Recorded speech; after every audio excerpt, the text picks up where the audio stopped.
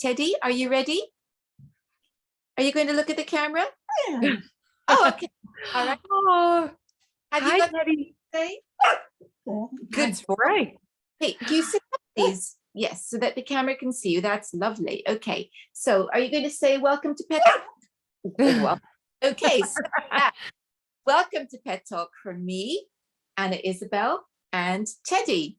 And I am always excited to have my guests, but I am super excited today because I am joined by Stephanie Rocha, who is, well, has written a book called Teach Your Dog to Talk. How about that, Teddy? Would you like to be able to speak English? What do you think? Would you like to be able to speak English? Teddy's having a good think about this. And he's decided, well, it might be a bit more difficult than he expects. So than I expect.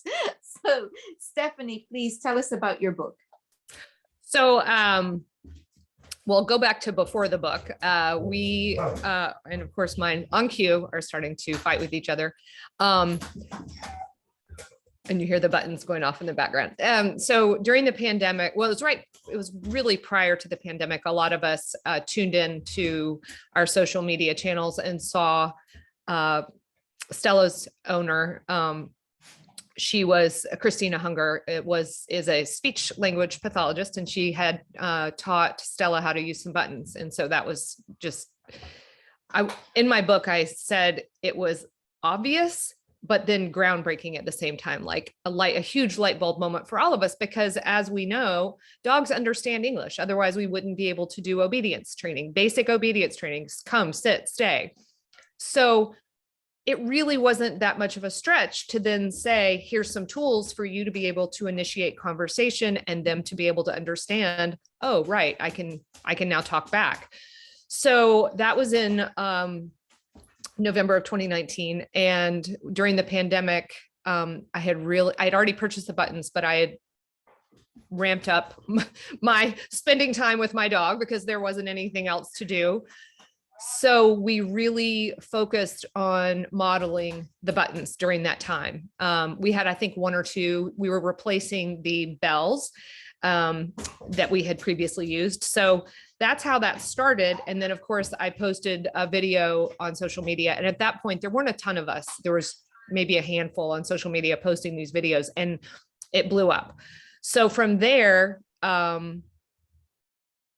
especially because we had time to make all these videos, we kind of became content creators. And I was approached by Ulysses Press to pretty much just document my own experience, even though I'm not a speech language pathologist, I'm not a dog behaviorist, I'm not a dog trainer, even really just write it from the perspective of an everyday person teaching their dog to use these AAC, which stands for Augmentative and Alternative Communication devices. So that's how I approached it, because at first I was like, oh, I could never write a book about this, I'm not an expert or whatever. But what I did was kind of collectively take the collective wisdom that we have all learned, and we have message boards and groups on Facebook, whatnot. And so I took all of that into consideration when kind of laying out these best practices, because again, it's a fast moving, evolving phenomenon that I can't believe it's 2021 and we just figured this out, right? So that's how it came to be. And I had a great time, writing the book and kind of remembering all of our various experiences with it. So you made mention of buttons, and for viewers who are not familiar with this, can you tell us what you mean? And I think that many of us are familiar with the concept that we can teach dogs to press buttons, and we know about Poochie bells, which puppies will be trained to use to tell us that they need to go outside the toilet, etc. So we're kind of maybe taking that as a springboard or elaborating on it, because you mentioned the bells. But tell us what the buttons actually are. Sure. So the buttons were not invented for dogs. But as it turns out, you can use them that way. And there is a company that is now manufacturing ones that are specifically for animals. So the first ones that were on, or the first ones, the ones that Christina, I believe, still uses, are from a company called Learning Resources. And these buttons were designed for individuals, for humans that do not have, for whatever reason, don't have a working language system that they have to use. Again, AAC, or augmentative and alternative communication. So that would be perhaps individuals on the autism spectrum who may be nonverbal, but there are other reasons for being nonverbal. So that's the buttons that a lot of people started with. We did, certainly, and still use today. Now, so this is buttons that you press, and the button say a particular word. So you can pre-record a message with both there's another company I should mention called Fluent Pet that's making buttons, but there's several more that have popped up in the past since I actually wrote the book. But they all work essentially the same. You can press a button to pre-record a word or phrase that you might use with your learner. And then when they press it, that you will hear your own voice, talking back to the animal. And in my family, we did use each person recorded their own name, so that sort of reinforced the association for the animal, for the learner. And Chico is not as far along as Casper, but it certainly is. It's worked really well for Casper. I have 2 border Aussies, one that's going to be 1, he's my baby, and then Casper is going to be 4 this year. So they caught on pretty quickly, especially Casper, because he's been doing it longer, but they caught on really quickly to the names, especially. So I think that did really help. But again, all of the buttons are pre-recorded in your own voice. A couple people said they used like a Siri or something, but I think it's more beneficial to use your own voice, because you're the one who's going to be saying the word to your animal. So this is, in some respects, not that new, because we know that dogs can actually understand a number of words. And in your book, you talk about Chaser. And many of us are familiar with the fact that Chaser knew over 1,000 words. And Professor Pliny, I think it was, he had taught her. And if I remember, because I did read his book, if I remember, he believed, and from my experience with Teddy, I was right, that they don't just understand nouns, that they also understand verbs, and that that they can also understand syntax to a certain extent. Yes. And so there's huge debates as to how much of this is context driven. But there are times when I am sitting and I am talking to my partner, not at Teddy and not to Teddy, and he will hear certain things and pick up on it and do his interpretation, which is literally correct, but out of context. So these are things that we might be saying, like, it's nearly dinner time. Or, that would be one that people recognize right across the board. But there's much more sophisticated stuff that happens. Or, we've taught him to close doors. And we might say something like, oh, we'll need to make sure the door is closed or something. And he will get up to go and close the door, which is already closed. Kind of goes, oh, hang on, something's gone wrong. Door. Right. Yeah, the door's closed. And did you just ask me to close that door? Right. And so there are certain things that make me go, hang on, there's a much more sophisticated understanding of language. I think Professor Pliny was right. That is going on. Not only that, but the fact that Chaser could deduce. That's that's a big one that really intrigued me when I first heard about it, which was long before I ever heard about teaching a dog, to use word buttons, was that when they were doing the PBS interview, and they put the new Darwin toy out, the fact that she was quickly able to go, Darwin, wait, I don't know a Darwin, so it must be this one, right? I mean, that's amazing. But it also, you see that in a lot of the learners that are online that are able to, for instance, Bunny has figured out to some extent space and time, like understands tomorrow, future things like tomorrow, yesterday, stranger, these things that are really abstract concepts. If you think about it, when we think that common wisdom is that a dog develops the same amount of vocabulary as like a 3-year-old, so about a toddler.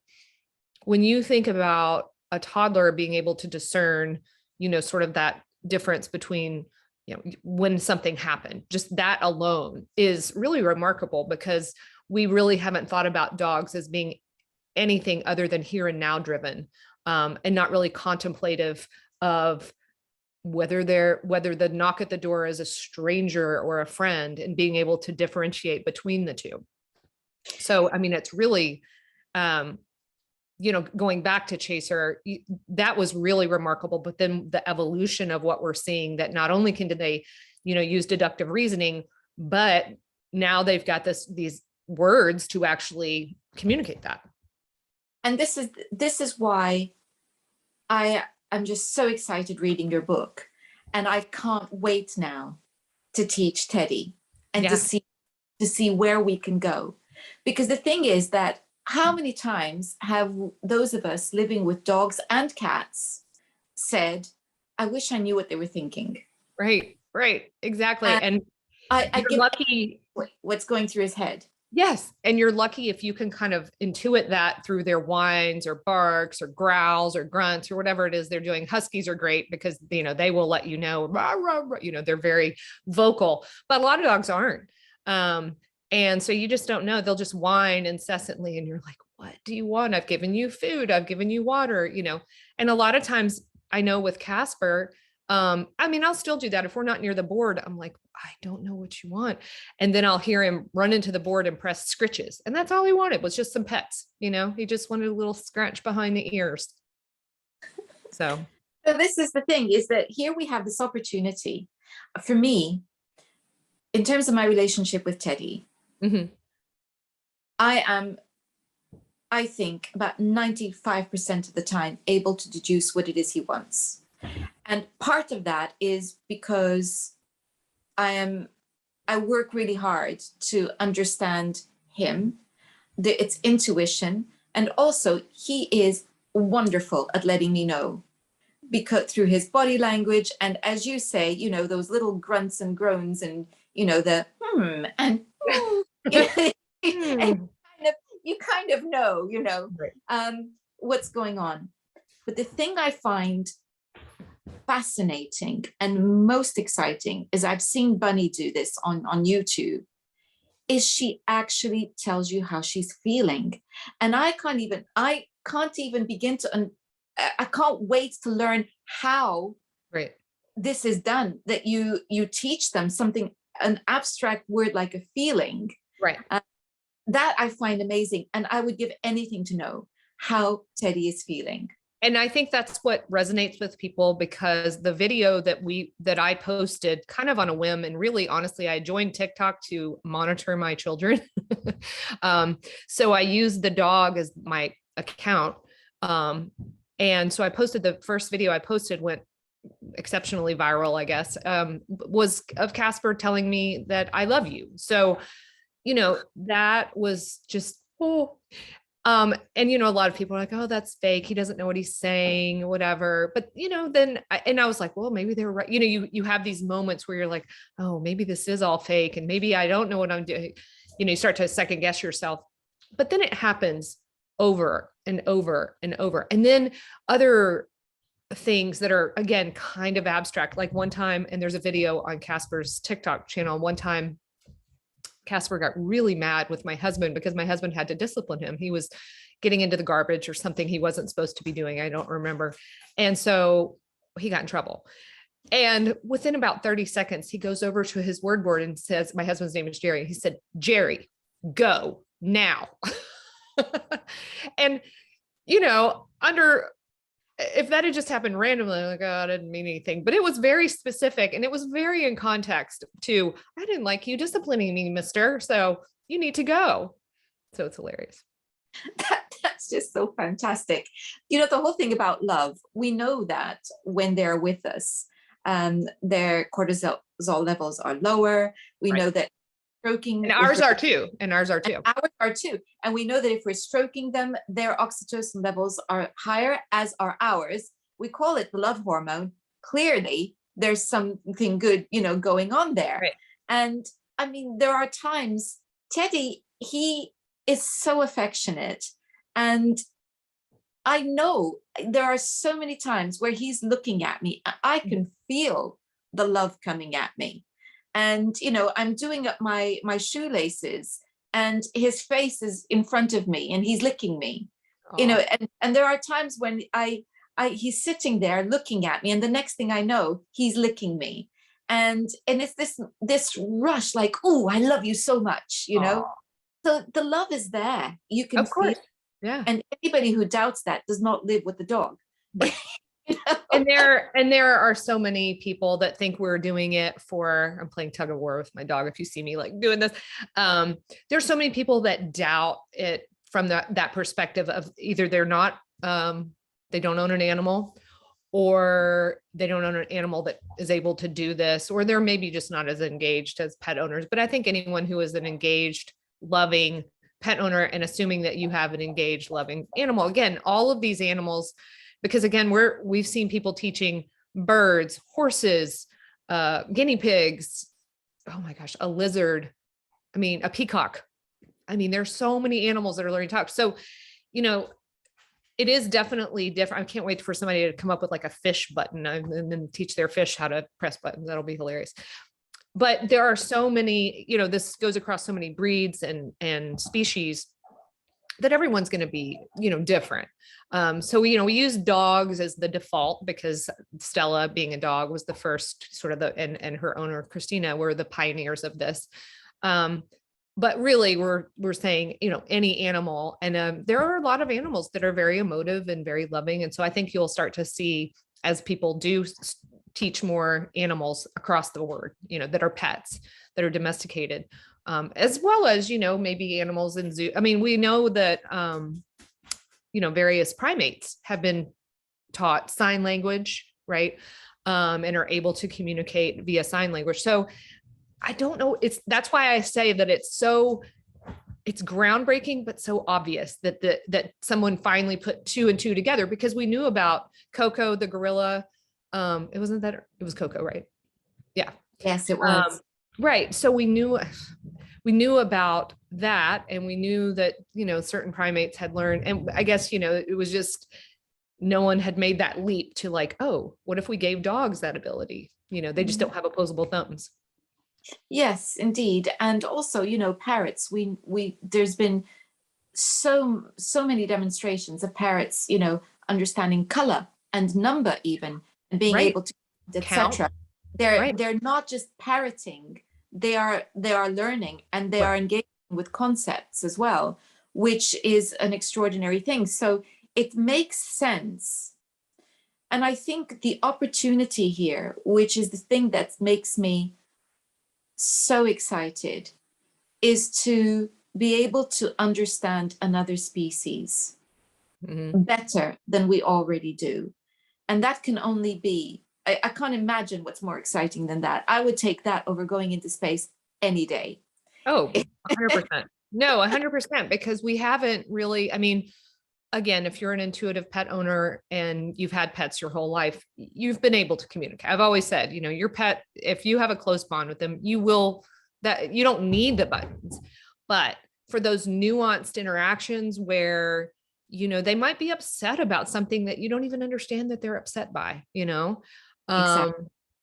I know Casper doesn't like, most dogs he doesn't like loud noises. So thunder, fireworks, that kind of thing. And so he'll hit help, during a thunderstorm. He'll say, help, help. So, that lets me know he's not comfortable with this. And he may not be outwardly like shaking and shivering, but he doesn't like it. So he wants to be close by. So he'll say help, and I'll know, okay, I get it. I heard the thunder in the distance or something. Do you think, in your experience, giving him the ability to express himself when he's uncomfortable like that, do you think it has helped him, just having the ability to express himself? Yeah.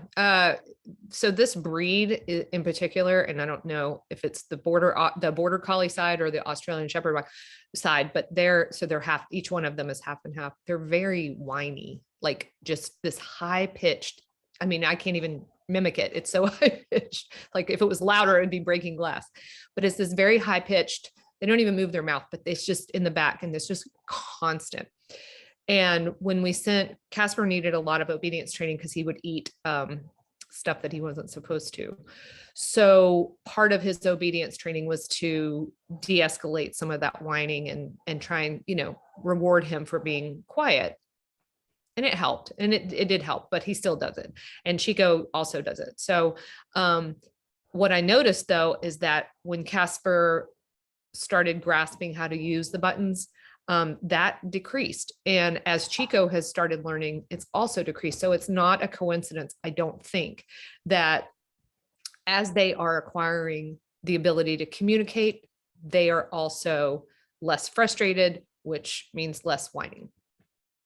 It makes so much sense. And we've heard that from other, on the Fluent Pet site, which is theycantalk.org or how.theycantalk.org. We see that anecdotally. So it's anecdotal at this point, that a lot of teachers and their pets and their learners they're reporting that their learners are less frustrated. I can completely see that, because they're emotional beings as we are. And if we can't express ourselves, or if we're trying to express ourselves and people don't understand, that's frustrating. And if you now have a means of being understood, that is going to reduce frustration. It's inevitable. Okay. So, okay. I can predict that if I was to give Teddy a board, I would be constantly being asked for food. Yes. You would. Or his other demand would be to take me into the lounge so that we could sit on the sofa together, because he doesn't particularly enjoy being in a different part of the house. Mm-hmm. And especially when I'm washing up, because being in the kitchen, I'm not preparing food, I'm doing something that he does not engage with. I would never get any washing up done, right? Because it would be, I'd be trying to load the dishwasher and he'd be going, sofa. Sofa now. Yeah. So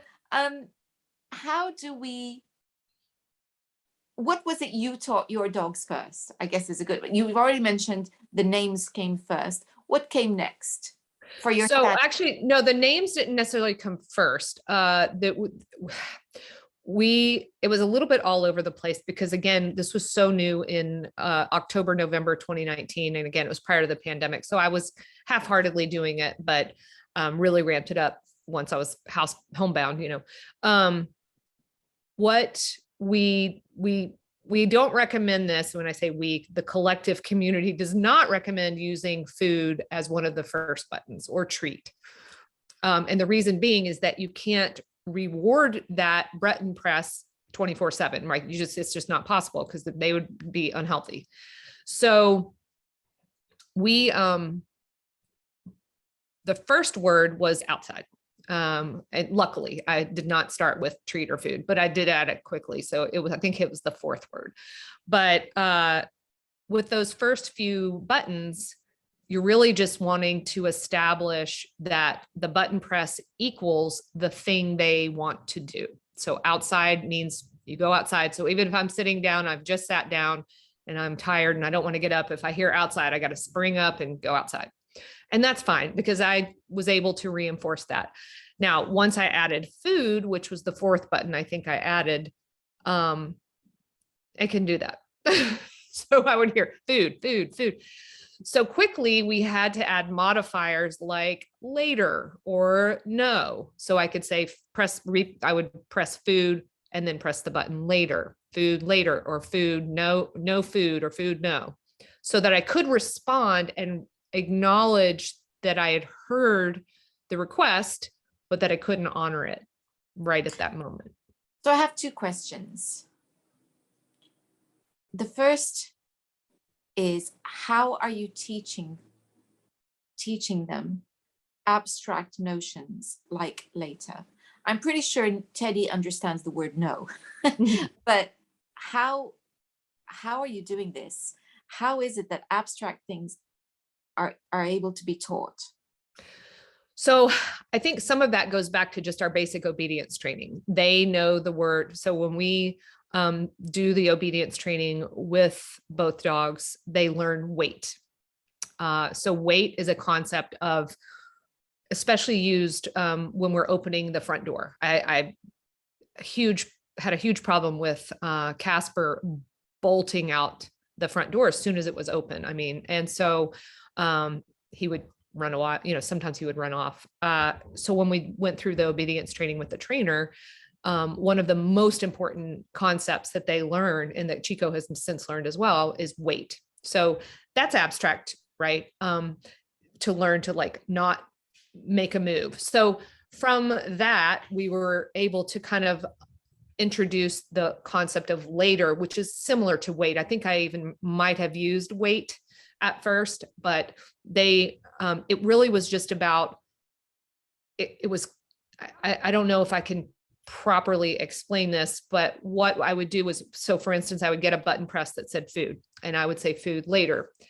And then maybe some amount of time would go by, and I would, he would get some food, which was at that time later than when he pressed it. So it's not a perfect science. I don't think that it's, and love also, people always ask me, well, how do they understand love? And it's kind of a similar thing. It's just modeling when you're having a quiet moment. It's actually saying the word to the animal. So we don't use pronouns. We refer ourselves to so I'm Mama, and my husband is Jerry, and then my kids were their names. So, we would use our proper name. So I would say, Mama, love you, Casper. And, and again, in a moment where he's content, he's, getting some scritches, and, he's been fed, and it's just a happy, that's how we taught love. So I think with each word, it's probably a little bit different. And I hate to always say it depends on your learner, but it really does depend on your learner and how much they can grasp those abstract concepts. And I think a lot of it does start with that sort of basic obedience training, because some of even just basic obedience training they learn some abstract concepts. So that makes complete sense to me. I mean, I don't know how many times in a day Teddy hears he's loved. Right. It's a very common thing to his ears. Sure. Right. And so, okay, so the next thing that I want to clarify is, you are also using the board to talk to him rather just than to them, rather than just talking to them. So before life with the board, you would be talking to them, right, but now you are using the board to talk to them. And I imagine that's important because you're modeling how to use the board, or what the purpose of the board is. Right. Right. And you kind of you continue to talk to them. I mean, I always say the basis for all of this is language, and the way, the way you speak to them, and then the words that you put on the board have to mirror that. So in other words, if you say food for when they're going to eat, make sure it says food on the board, not dinner, not, any other abstract, or not eat. If you don't use the word eat, so it has to marry up with what you say within your own home. Some people say potty, some people say outside, some people say, or outside could be a broad term. And then you have potty as a separate word. Outside just meaning let's go outside and maybe play or something like that. So yes, you do have to, and button pressing is it's not a normal activity or anything that a dog would do. So even just teaching them how to use their paw. And some learners do use their snout, but teaching them how to use their paw. And, so I'm talking about like for dogs or cats. And then I guess other animals would use, like a horse would probably use their nose, but teaching them to do that action. Yeah, you absolutely have to model that. So when you're speaking, especially at first, I mean, you can probably do some of later on once they're used to using the buttons and you don't have to model it as much, but it really does help. And so that's another, reason for making sure your buttons are clearly labeled. That was one of the things I learned early on, because the labels are for you, the teacher. So you have to remember, like, because Casper memorizes where the buttons are almost, especially if we've had to rearrange them, he'll figure it out in a day. It's like, oh, Of course, because they're not reading. no. Oh, well, not And yet. although, there are, we can play games where I'm teaching Teddy the abstract. So I've got a drawing of a tree, and that's a tree. And I can ask him, between two drawings, which one is the tree? And he'll pick out the tree. And we know that they can do that. Right. You're not labeling them with pictures either, because I mean, how are you going to draw a picture of love and etc.? So Right. That's a whole other layer of abstract, translating a symbol into language. Right. So we want to keep it simple. So what they're doing is they're memorizing which button has which word. Wow, that's quite a feat. It is. We do need to model how they are used, because they're not reading the pictures, and it is quite a feat for them. It is, right. That's not a normal, using a paw to press something to, it's just not a normal. And there's a couple of teachers that have great instructional videos on YouTube. I think I referenced one in the book on how to just teach that action, right? The pressing the button, because the buttons themselves, especially the learning resources ones, are a little bit slippery. People have modified them with some grippy, like vinyl covering that might also have the word, so that they print out like the label, but it also covers the button so that it makes it a little less slippery for the learner. The Fluent Pet buttons are a little bit smaller, so there's not as much of an opportunity for the paw to slide across them. So they're a little more ergonomic.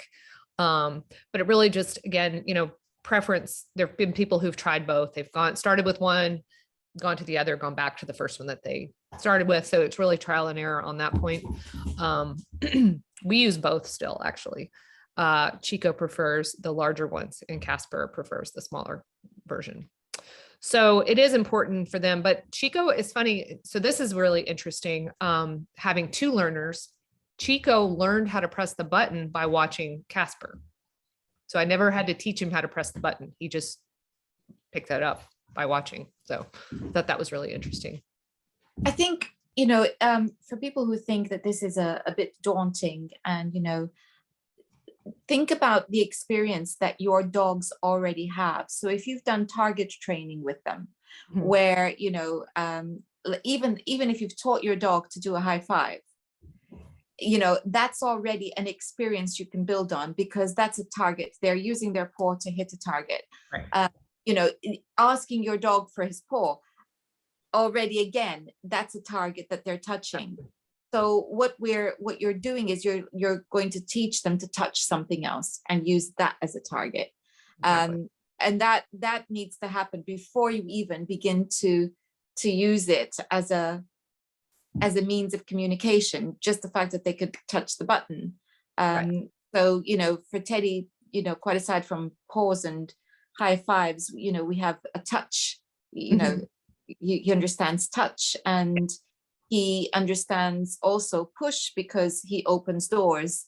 I ask him to open doors and he can push the door open. So we already, you can think about the experience that your dog already has. And then it doesn't seem so daunting, does it? No, not at all. And again, this goes back to the naysayers saying like, oh, they're just pressing random buttons. But dogs, I mean, if that was true, then obedience training would not exist. I mean, we couldn't do it, right? We know they understand language. We know they do. So the ability for them to just take that word and press it, like, oh, now I can request food or treats or outside or whatever. I mean, it's just not that big of a stretch. So all of these people who are skeptical, which I understand, it is still an evolving field of study, but it's not a stretch because they do understand those concepts. And I can see, and also when you're working with a dog, you can actually see the thinking going on inside their heads a lot of the time. So if the head tilts. Yeah, the head tilts, but so Teddy self-corrects. So if I'm playing a game with him where I'm teaching him words, because I do, and I've got, my slipper, my key, and I ask him to go and get, my slipper.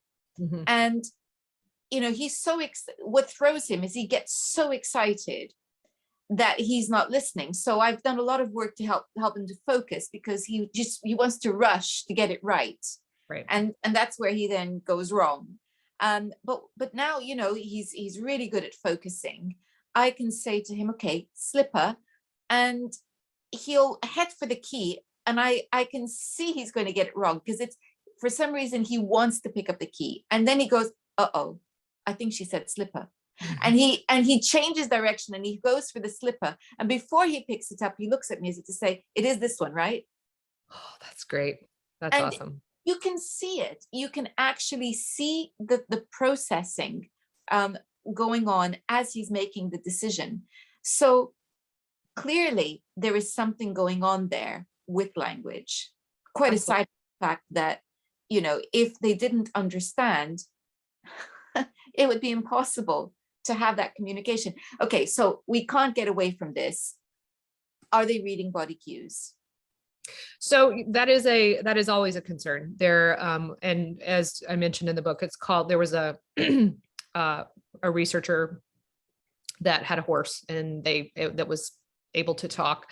And his name was Clever Hans. And what they quickly realized is that he was really just responding to the cues of his trainer.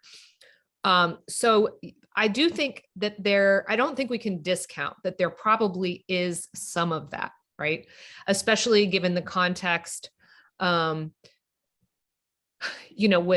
when you're asking them. So let's just say you're saying, use your words, and you're standing there like waiting for them to press a button, right? Because you want something. So I think in some of those forced interactions, that's probably coming into play, maybe a little bit, I don't know that we can say with any specificity how often and how much, but what I find interesting is the moments where we have a camera that stays pointed at the buttons, and where you will so I might be on another room or on another floor of the house, and we'll hear that one of the buttons went off. And so I'll check the camera. And that, I think, is when you see that authentic interaction, because there was nobody around. The dog was simply like, hey, I really need to go outside, or I'm really hungry, or whatever it is.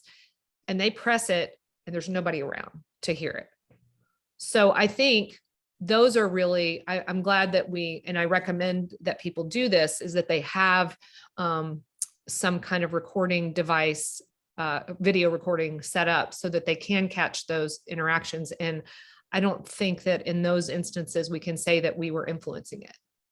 No. And, okay, so first of all, as human beings, we also use body language, of course, to understand other people. Facial expressions, we use that all the time. We just don't know. We don't focus specifically only on words. We get lots of information from facial cues and facial expressions and body language. Dogs are no different. Because they are using that does not mean that they are not actually understanding what you're saying. Right. So that's the first thing. The second thing is that I think what strikes me is that they are more attuned to body language because their species has never had anything else to communicate with. So Right. of course they're attuned to body language. And of course that Teddy is always watching me. And, Right. if I move a muscle, he knows. And he knows he'll know when we finish the interview. And when we finish the interview, he'll get up because he knows that I'll be going downstairs. Mhm. So that's it. He knows, and he'll be ready. So they are masters of body language, but that doesn't mean that they're not paying attention to the sounds. And so, yes, we do. If we're teaching them a word, have to be very careful that it's clean, that we're wanting them to focus on the word rather than the body. Rather than, yeah. And that's, that makes sense. But we can't just dismiss this because they are masters at reading body language. Oh, right. Can't. And what I find so impressive, and I have been watching Bunny a few times, is that she's in a different room. Right.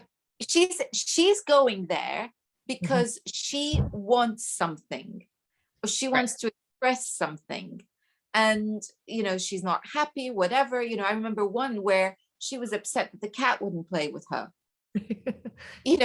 and, clearly her mummy had nothing to do with this. No. Nothing. She went over to the buttons and she expressed sad. Right. And when asked why she was sad, she pressed cat. Right. And the cat at the door looking out the window. And then it was clear that she had attempted to engage with the cat, and the cat ignored her. So it's yeah, there's a few instances of that across some of the learners that have either other species animals in the home, like a dog with a cat, or a dog with a bird, or something where they will actively want that animal to play with them or whatever. So they'll hit like play and then the animal's name.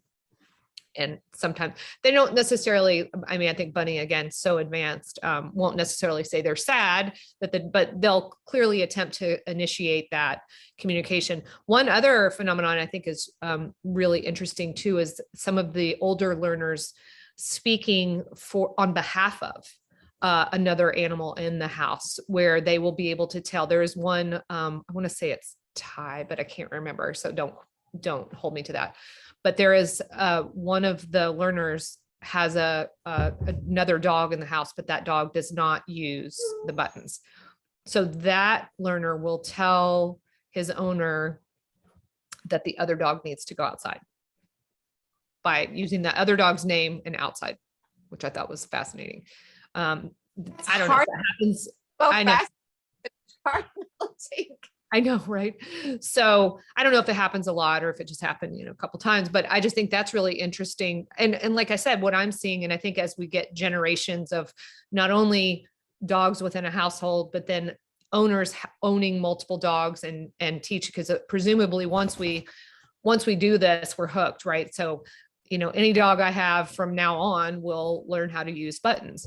So I think it's going to be interesting to see not only how this evolves with multiple animals in a household, but also as you as an owner, as a teacher of this, how you evolve with how you teach it. And then of course the tools themselves, right? We hope that, there's a couple people who've built dog computers out of, components like Raspberry Pi, and created these apps that analyze the type of language the dog is using. I mean, I think we're at the very beginning of a burgeoning industry, cottage industry, that just centers around animal communication.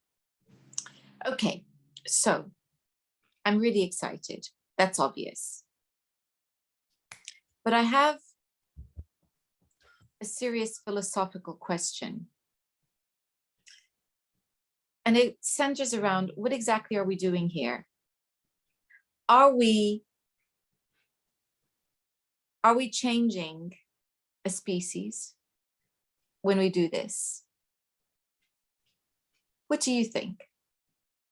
I would say not, just because again, the communication has always been there, right? It's always been two-way. It's just, we're changing their method a little bit. So I don't think from an ethical, moral standpoint, we're really doing anything other than just giving them just giving them an extra, tool, because again, the bells, which are technically AAC devices, those have been around forever. Dogs, or even before those, I mean, dog would just scratch at the door. So that two-way communication has always been there. So I don't think we're fundamentally altering anything within the animals themselves. We're just making it easier for them.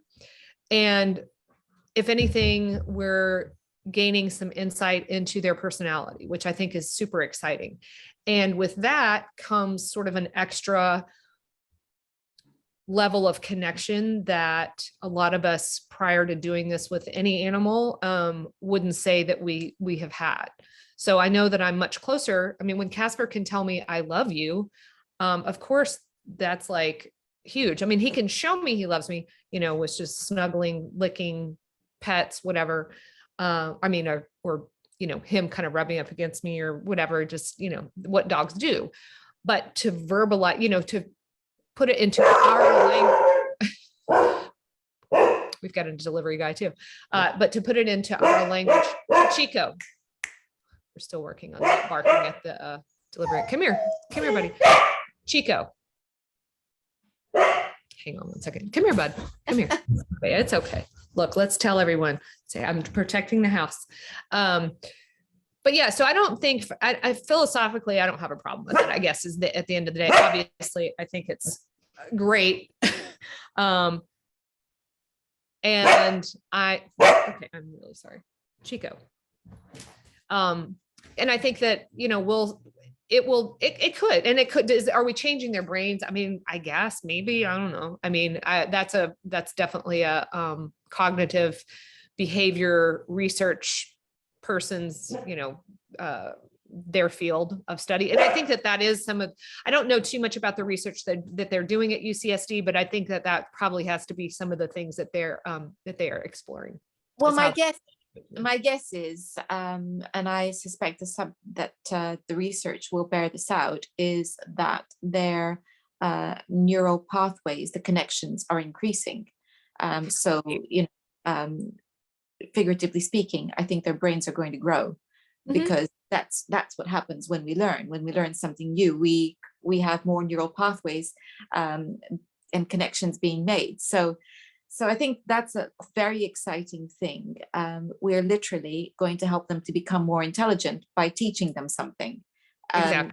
Whether it's tricks or this or whatever it is. But we also know in the human context that one of the things that we can do that most quickly creates the most neural pathway connections quickly is learn a new language. Right. So it's related. Also, of course, doing physical activities, new physical activities like learning to tap dance or something that requires coordination also does that. So we know this in human beings, and I suspect dogs are not going to be that different. Most animals are not going to be that different, because there are some very strong similarities in that sense. But I feel, as you do, that the benefits are not going to change our dogs. They're fundamentally still going to be dogs. Right. But what they're going to have is the opportunity to let us know more. And I think that there is something else that's really important here, because one of the things we also know in terms of mental health is that we need choice. We need the opportunity to have choices. And dog behaviors will explain to us that giving dogs a choice helps them to feel confident. And why? Of course, because they have some control over their environment. We all need that, including them. And to have the ability to say to us, well, this is what I'd like, and I'm not happy about this, I think is going to make our dogs more confident, because less confident. Yeah, confident, calmer. And that brings up a really good point when teaching to use buttons, is that teaching them in pairs where they do have opposite choices. So yes, no, food, water. So giving them these binary options really does help increase their ability to associate kind of what is being asked of them, especially when you're prompting, like use your words. Do you want water or food? Do you need to go pee pee poop it, whatever, you know, those choices. And that really does, we see it, for instance, when we're out and we don't have, you know, you can't really travel with your word board when you're out running errands or you're at the dog park or whatever. So we have taught Casper to use yes, no. And so we will be, if we're out, and again, no access to buttons, but we're trying to figure out like, hey, what is it that you want? Do you want this or this? And so we'll say this, but this hand represents one answer, this hand represents the other answer. And he will, for the most part, I mean, they're pretty accurate in terms of being able to figure out what is upsetting to him or what he's excited about or whatever. That is fantastic. And well, I just cannot think of a better interview with which to start the year on Pet Talk. And I cannot think of a better resolution for the new year than that help Teddy to be able to express himself even better than he already does. I'm excited. No, I'm super excited. You have to start. You're going to have to put him on TikTok and Instagram and all that, and your YouTube channel, of course. Absolutely. I think that this is probably the most exciting project that Teddy and I are about to embark on. So I want to thank you so much, Stephanie, for your, which is Teach Your Dog to Talk. Yes. And I'm putting the link to that in the description box. And if people want to follow you, you're on TikTok? Casper, so it's for my dog. So it's Casper_Border Aussie on TikTok. And I think on Instagram, it's just Casper Border Aussie. So fabulous. Well, I'll put links to that on the description box. And so that people can follow you and have your book. And I've got to get back to making videos. I spent all this time writing the book, and so we chilled out on the video. Also, we moved, and oh my gosh, we've had so many changes since I started. Since we started this whole thing. But we will get back to posting some regular videos hopefully soon. It's been a crazy year, but I am glad I got the opportunity to write the book, and I hope that mine will be, you know, we've got Christina's book, which is amazing. I highly recommend anyone to read that. But hopefully more people will catalog and detail their experiences, because I think it helps to hear, you know, from different people, different, like I said, species, breeds, whatever, that will help people, because you never know. I mean, you know, your boxer might be completely different than my lab or my whatever. So I hope that a lot of people will start to kind of detail, whether it's through a blog, a vlog, whatever, but really keep going with sharing those experiences, because this is exciting. I mean, and if we're thinking about it, we're only in year 3 of this? Yeah, absolutely. So I want to say thank you once again for Thank you so much. And well, I think people are just going to have to follow you. Okay. And certainly be letting everybody know how my experience with Teddy is progressing. And yes, I think this is going to make this year more exciting than I had expected. Well, thank you again for talking to me about the book. I'm excited that it will help people. So definitely follow up with me and let me know. Well, next time on Pet Talk, we're going to be looking at other ways of enriching your dog's life. So if you haven't already subscribed, please do. If you have any questions or any comments, please feel free to make them, because I always read and I always will reply. Until next time, goodbye.